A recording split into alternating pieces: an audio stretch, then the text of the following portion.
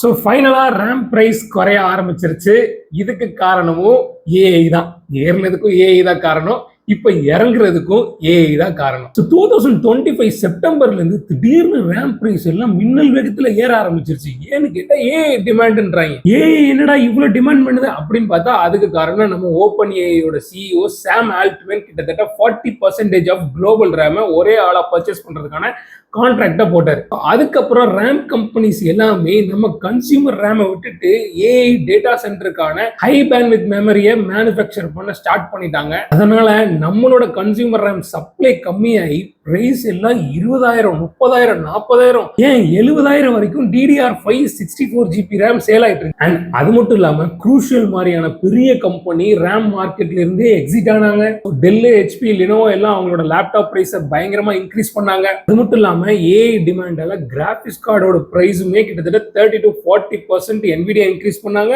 10 to 15% AMDயும் increase பண்ணிட்டாங்க. And இதெல்லாம் போக ரீசெண்டா சோனி PS5 ஓட பிரைஸையுமே $100 வந்து எல்லா யூனிட்லயும் இன்க்ரீஸ் பண்ணிட்டாங்க. ஸோ இந்த ஏஐ டிமாண்டிங் DRAM ஷார்டேஜ் வந்து நமக்கு கிட்டத்தட்ட கன்சியூமர் எலக்ட்ரானிக்ஸோட மோஸ்ட் ஆஃப் த திங்ஸ்ல அஃபெக்ட் ஆயிருந்துச்சு. முக்கியமா இதுல சஃபர் ஆனது கேமர்ஸ் தான்.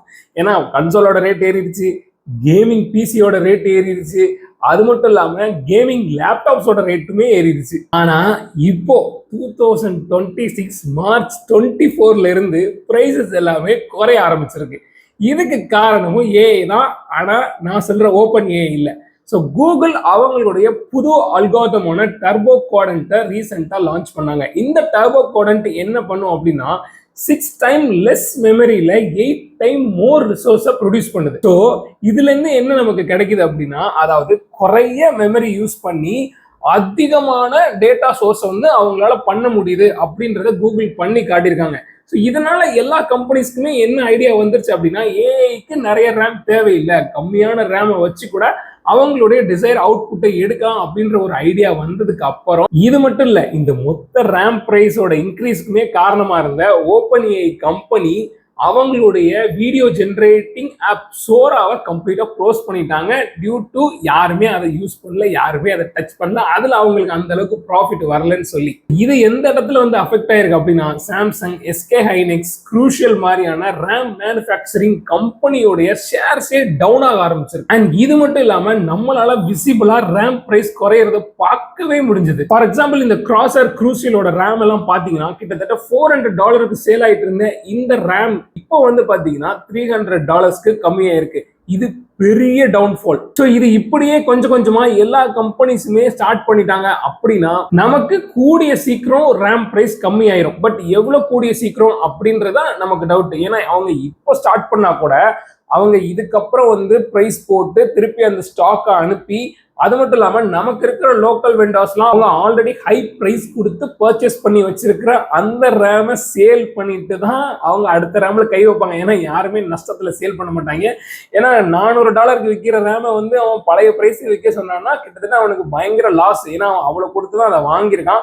நமக்கு இந்த பிரைஸ் டிராப் நம்ம கிட்ட வர்றதுக்கு கொஞ்சம் டைம் ஆகும், ஆனா ரொம்ப டைம் ஆகாது. பட் இந்த ஏஐ சேஞ்சஸால எல்லா பிரைஸுமே டவுன் ஆயிருச்சா அப்படின்னு கேட்டீங்கன்னா கிடையாது. ரேம் பிரைஸ் மட்டும்தான் இப்போதைக்கு நமக்கு விசிபிளா டவுன் ஆயிருக்கு. SSD இன்னுமே ஏறிக்கிட்டே தான் இருக்கு. SSDல வந்து இன்னும் எந்த ஒரு சேஞ்சஸுமே தெரியல. அது மட்டும் இல்லாம GPUக்குமே நமக்கு இன்னும் எந்த ஒரு கிளாரிட்டியும் பிரைஸ் டிராப் ஆகுன்றது கிடைக்கல. அதுவுமே பிரைஸ் ஏறிட்டே இருக்கு. ரேம் மட்டும்தான் நமக்கு பிசிக்கலா டவுன் ஆகிறது தெரிஞ்சிருக்கு. ஸோ இதுல இருந்து என்னோட கன்க்ளூஷன் என்ன அப்படின்னா, இப்போ நமக்கு ரேம் பிரைஸ் குறைய ஸ்டார்ட் ஆயிருச்சு.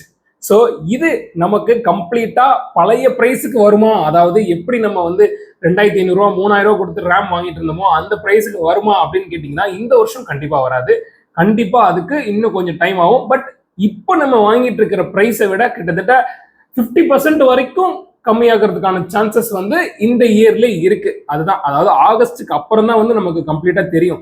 இப்போ வந்து நம்ம ஏப்ரல்ல தான் இருக்கோம். ஏப்ரல், மே, ஜூன், ஜூலை, ஆகஸ்ட்ல தான் நமக்கு வந்து அப்ராக்சிமேட்டா பிரைஸ் தெரியும். ஏன்னா ஸ்டாக் போகணும், திருப்பி அங்கிருந்து ஸ்டாக் வரணும், இவங்க ஒரு பிரைஸ் செட் பண்ணணும், இன்னும் எந்த அளவுக்கு ஏஐல வந்து சேஞ்சஸ் இருக்குது அப்படின்றத பார்க்கணும். ஏன்னா கூகுள் ஒரு விஷயத்தை லான்ச் பண்ணிட்டாங்க அப்படின்னா அதை எல்லா கம்பெனிஸுமே இம்ப்ளிமெண்ட் பண்ண ஸ்டார்ட் பண்ணுவாங்க. அவங்க எல்லாருமே இம்ப்ளிமெண்ட் பண்ண ஸ்டார்ட் பண்ணாங்க அப்படின்னா பிரைஸ் இன்னுமே குறையும். அவங்களுக்கான மெமரி டிமாண்ட் கம்மியாகும். Company start manufacture consumer RAM, அதுக்கப்புறம் நமக்கு நல்ல பிரைஸ் கிடைக்கும். ஸோ இதுதான் இப்போ மார்க்கெட்டோட சினாரியோ. ஸோ இதுக்கப்புறம் என்ன நடக்குது, என்னென்ன பிரைஸ்லாம் சேஞ்சஸ் ஆகுது, அண்ட் ஜிபியூ பிரைஸ், எஸ்எஸ்டி பிரைஸ்லாம் கம்மி ஆகுமா, இல்ல வேற என்ன சேஞ்சஸ் இருக்குன்றது தெரிஞ்சுக்கணும் அப்படின்னா மறக்காம நீங்க நம்ம சேனலை சப்ஸ்கிரைப் பண்ணி வச்சுக்கோங்க.